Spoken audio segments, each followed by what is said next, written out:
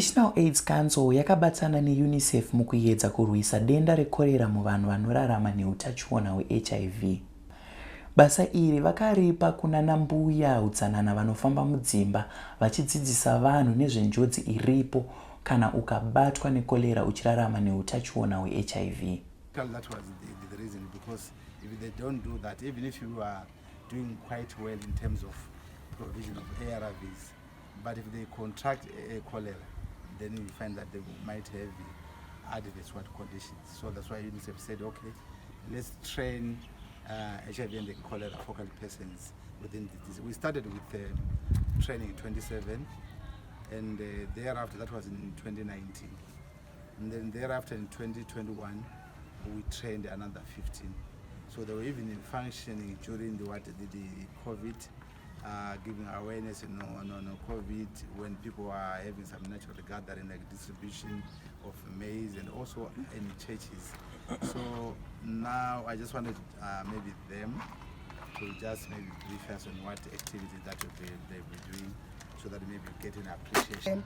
Like I trained 2020 in August. Basa rangu tinofamba door to door tichidzidzisa nezveutano kunyanyanya panguva ine cholera. Tinonyanya kudzidzisa chero kuma support group, chero kuma chechi, panoungana vanhu kuzvibhorani. Tichidzidzisana nenyaya yeutsanana, kugeza maoko, kudya chikafu chakashambidzika, kukurudziravo vanenge vane utachiona hweHIV kuti vatore treatment yavo zvakanaka. Nokuvakurudzira zvakare kuti vaende kuchipatara, chifamba door to door chiparidza shoko reCholera neHIV. Nokukurudzira munhu wese chero ari negative chero ari positive kuti ngatigare takashambidzika, ngatitei utsanana panguva ino yeCholera. Ndo zvatinobata kucommunity tichita door to door. Matambudziko amunosangana nawo pakuita basa renyu akafanana nechi? Alright, matambudziko atinosangana nawo pabasa redu, tinosangana nevanoita zvemadrugs. Vamwe havazvigamuchiri zvatinenge tichiita. Unosvika padoor to door uchitaura naye munhu wobuda woinda. Sometimes tinosanganawo nana mai vava vanoita zvemadrugs vasiya vana. Nderimwe basa ratosvika topiwa ikoko. Tinenge tisina tasira kuti tichasangana nezvinhu zvakadai. Tonoona machallenges akaita sewawa. Tosara tobetsera mwana uya kutomuita sei. Tinopiwa machallenges nevanhu vari kucommunity nesuwo tichisvika tichisangana nawo. Tichitora vanhu ivo end up atichaiti basa iroriya chete. Tinoita futi nezvimwe zvinenge zvava ma-extended through nokufamba kwatinenge tichiita door to door. Tinosangana nevana vanenge vachiabusiwa. Tinosangana nevakomana vanenge vachiita zvemadrug abuse. Vana mai ivo vanenge vachiabusa vana. Ndemamwe mamachallenges atinosangana nawo patinofamba door to door. UNICEF NAC. Kama muchitora zvemadrugs anokurumbira kunoku ndeapi? Mazivi nemazita handinganyepa ngoinozi akadhakwa nemadrugs museni kuti patinoita madoor to door ka nogona kutonzi musei madha vanhu vemadrugs ava vanhu vematombo.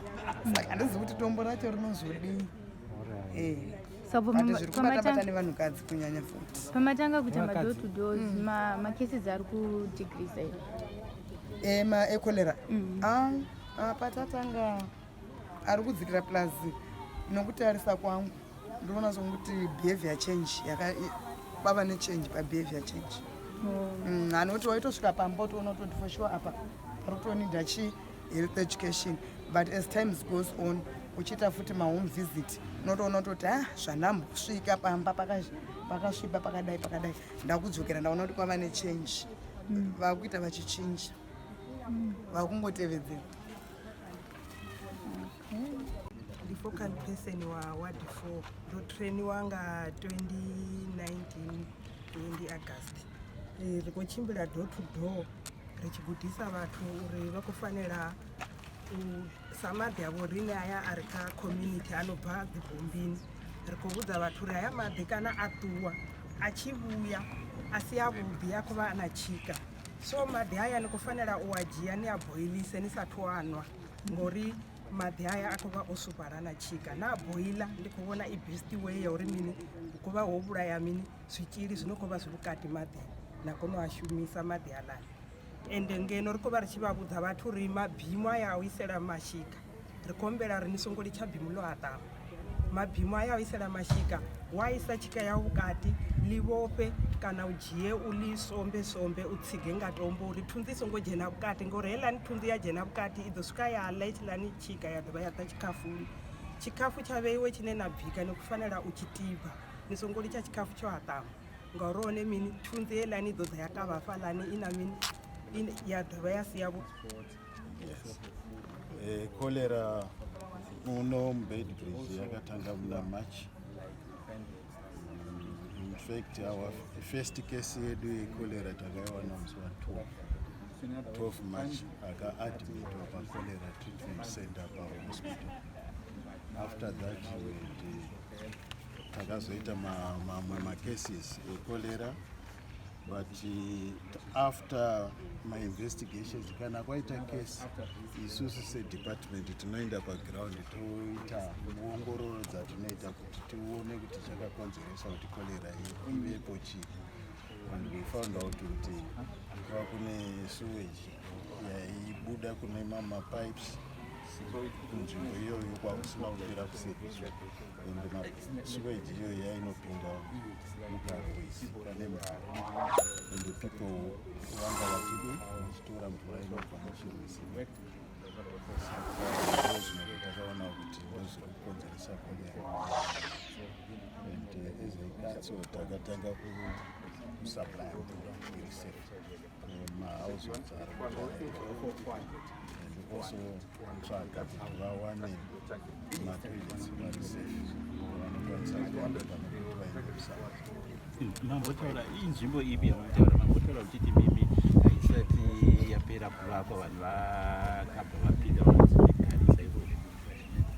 Kunonzi Zimbabwe yakavakwa nekambani kana kuti partner inonzi SDP Africa. Tozoti cholera yacho yakanyanyowandira ikoko rinoti yazospread ndokwayakawanda, tingangoti kudarika 90% emacases ariko. Even kukazoita macases kune mamwe masabhabu kazhinji kana taita mainvestigations kazhinji tinoalinga nesabhabu iyo. Is either mabhiridha anenge aenda kunovaka ikoko voshandisa pamwe mvura dzisina kuchena vozotanga kuvaka.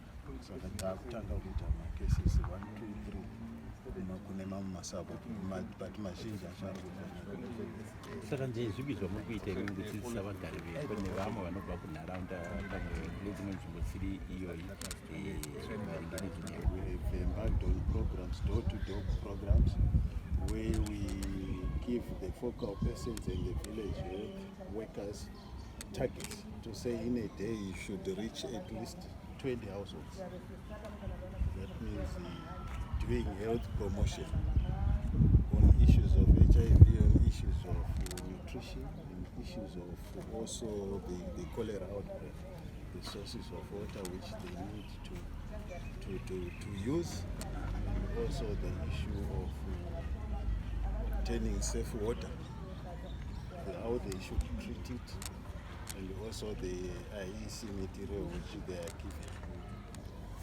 Apart from that, what have been your other interventions as part of your response strategies?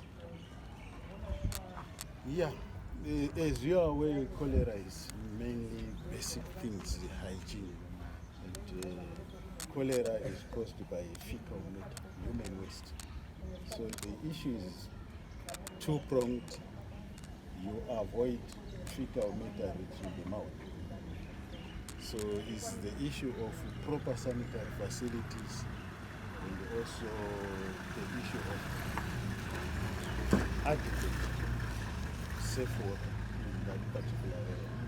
And there's a local authority who have been tracking water using our bowsers, and also bowsers from stakeholders. We are tracking water almost on a daily basis to central points in that particular suburb where the residents can access this water. And also currently we have had also partners coming on board who are offering some services like the hiring of mobile toilets so that we don't have open defecation in that area. area. In fact, it's a partnership with council. They are developing a housing project in that area. Unfortunately, because of various reasons here and there, the project has not been completed in terms of water reticulation and sewer reticulation. And because of pressure from the beneficiaries of the stands, they started building these houses and occupying them, while still all the basic services have not yet been completed. That's why we had an outbreak in that area. It's because of the sewer line, which is not complete, and some unfortunately illegally connected to that sewer line, which is not ending anywhere. It's just ending at an open stream, and because of water challenges in that area, people are also fetching water along a public stream where there is a discharge of sound.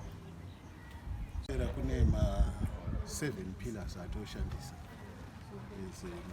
There's a team, Sanganisa Neve Ministry of Health. Kune team inoita nezvekushambatsa ichifamba, kune mota dzinofamba dzinototenderera masabhabha ese neikoko kune kolera ichitaura nezvekolera. Mateams iwawo ndeitimu yatoti awareness inoenda ichinozivisa vanhu kana kumamarkets zvokuita plus kuvapa mapamphlets zvokuverenga zvekolera.